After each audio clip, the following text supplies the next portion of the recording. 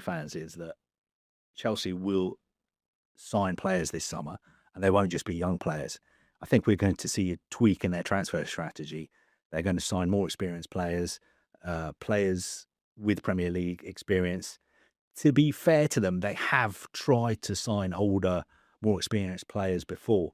This is, it's not breaking news. We've discussed this before.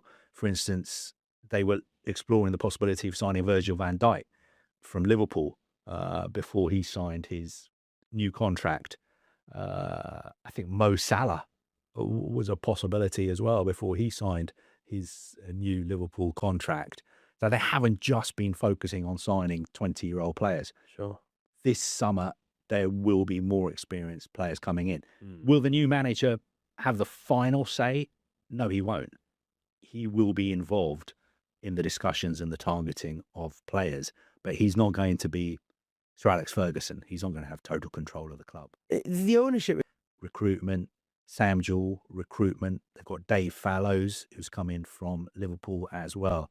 So I would say those are the 5 key people who report into Bedard Eghbali. But I think ultimately it's Mr. Eghbali who is the most powerful person at the club at the moment. But of course, all major decisions have to go through the Chelsea board as well. Yeah. We hear about Clear Lake Capital, Todd Bowley.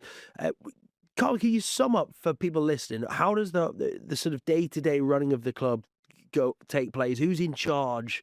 Who's running the ship there? Who's steering that thing? I think at the moment, the person who's effectively in charge is Bedard Eghbali, who's the co-owner. He is sort of the person you see most often at games in the owner's box at the moment. He's a sort of driving force behind the running of the club.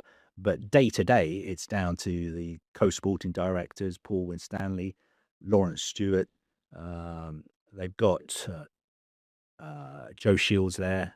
There seems a lot. It's fair to say a lot of cooks there, isn't there? Really, at the moment at Chelsea behind the scenes, albeit they have had some success recently. And football's like you go through a bad patch, and all of a sudden fans start getting worried, and you forget, like you said right at the start, the club world champions not so long ago. They're in an FA Cup final as well, and they're not in the worst position in the world when it comes to the Premier League. But Sam, we've seen fans protesting at Stamford Bridge against Blueco ahead of the Manchester United game a few weeks ago. They've announced the biggest pre-tax loss in Premier League history. They've got no manager, as we've been talking about. Any positives at the moment that we can take from the current running of Chelsea Football Club that Carve's just outlined? What a question. I mean, they have won some trophies recently. Yeah. Trophies are what football is all about. Yeah. Take it from someone who hasn't seen their team lift a trophy for 30 years. Trophies are what it's all about. So you can't take that away from them. I know, obviously, plenty of people don't think the Club World Cup is worth too much. I'm not particularly on board with it becoming any kind of like major trophy, but they won it, right? That's more than most people do. The other positives are that some of the transfers look like really good business, and they look like building blocks for a very good team. They just need to get more of it right, spend the money a little bit more wisely. But if you've put together half a team of, I think Moises Caicedo is fantastic. Cole Palmer, obviously brilliant. Esteval could become one of the best wingers in world football. He is phenomenal. I think João Pedro is brilliant. These are building block players. And so while obviously the business has understandably got a lot of scrutiny, taking a lot of flack in some quarters, they have got some of it right. And when you have a lot of money to spend, you can afford to get a few things wrong en route to getting the right pieces in place. So if you add those players to Levi Colwill, Reece James, there's some really good academy players. Chelsea never feel like they're that far away from putting it together. They never feel like they're more than, 3 or 4 players away from something that could look really special. They just haven't made that leap in the last 3 years. I don't really understand why, but they haven't done it. But it's not like they're a million miles off.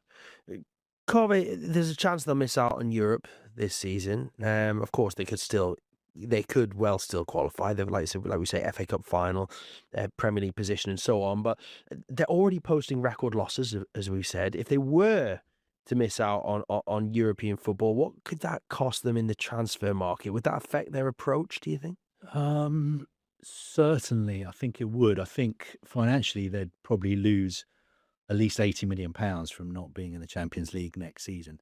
Their next set of accounts, I think, will be better than the last set because they'll have the bulk of the money from the Club World Cup last summer. I think they got about £87 million from winning that.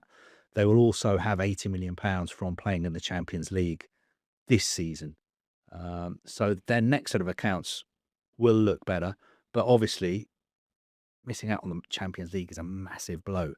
And it will have an effect on the future of some of the players at the club who may want to leave, like Enzo Fernández. Does he really want to play in the Conference League again? Especially if Argentina win the World Cup again this summer. Does he want to go from a World Cup final to the Conference League? Having said that, players like Enzo Fernández don't normally play for Chelsea in the Conference League. And of course, it would affect the kind of player they could sign as well. But I agree with Sam, the point he makes about Chelsea being 3 or 4 players away from being real contenders. I'm going to stick my neck out. If they get the right manager this summer and they make the right signings, 3 or 4 experienced, wiser heads, somebody like a Thiago Silva at the back, Levi Colwill will be back. Nicholas Jackson is coming back from Bayern Munich. Who knows? He may get another chance. Couple of signings, not having to worry about the Champions League. I think Chelsea could have a much better season